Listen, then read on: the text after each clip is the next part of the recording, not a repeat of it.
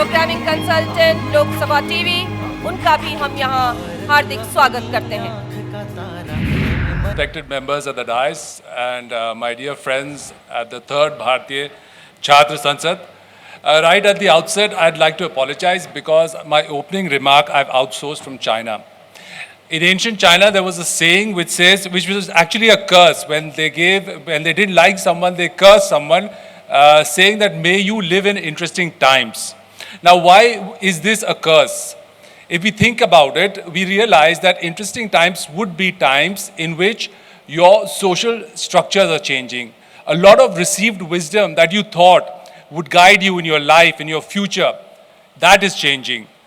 Right now, today, we are living in times like these. These are interesting times because we have a lot of challenges in front of us. We have a lot of issues in front of us.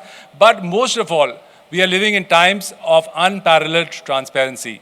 We are living in the age of information where a lot of tools are there before us where we can access information, we can find out knowledge through different sources, we can counter-check our sources, and we can arrive at our conclusions.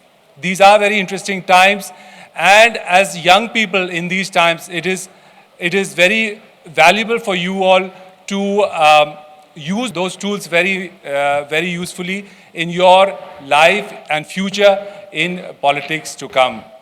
In Lok Sabha TV, our mandate is to bring the public closer to Parliament and vice versa, parliamentarians closer to the public, to take issues which are affecting the public at large, make them available to our members, to our honorable members, and to take their reactions to the public and see what differences, how best they can make lives better for everyone. जी, ये भी एक as of information का ही कमाल है कि आपके मत, आपके व्यूज़ एकदम से हमारे सामने आ जाते हैं। एक प्रस्ताव पास होने में मिनट लगते हैं और हो सकता है, हम आशा करते हैं आने वाले दिनों में हमारा पार्लियामेंट भी इसी तरह से फंक्शन करेगा, जब एक बटन के दबाने से आपके व्यू, आपके प्रस्ताव पार्लियामेंटेरियंस के सामने आ सकें। एक एज ऑफ इंफॉर्मेशन की जब हम बात करते हैं तो उस एज की अपने एक नेचुरल चैलेंजेस होते हैं।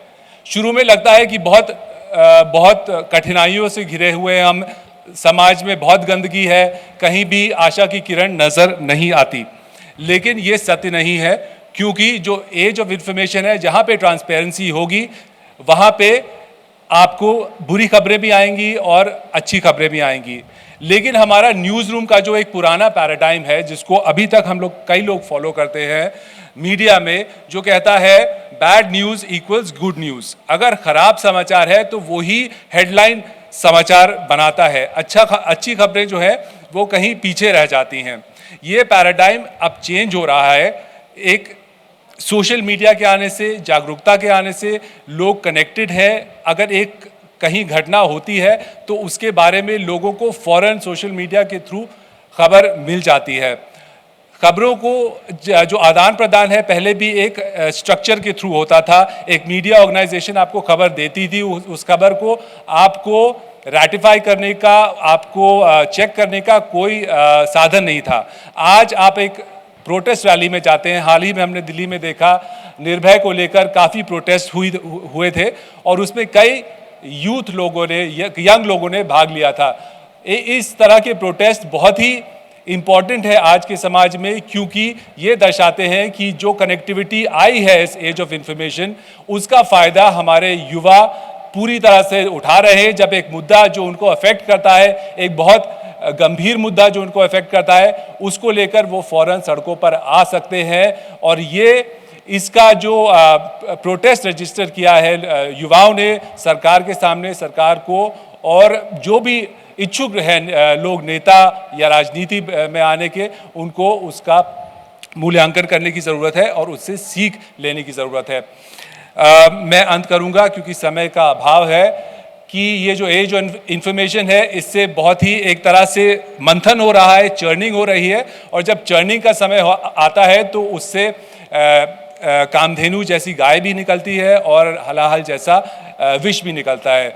और विष को हम ज़्यादा विष से प्रभावित ना हो, उससे ओवरवेल्म ना हो, पर ये याद रखें something good is going to come out of this great journey. Thank you, and thank you very much.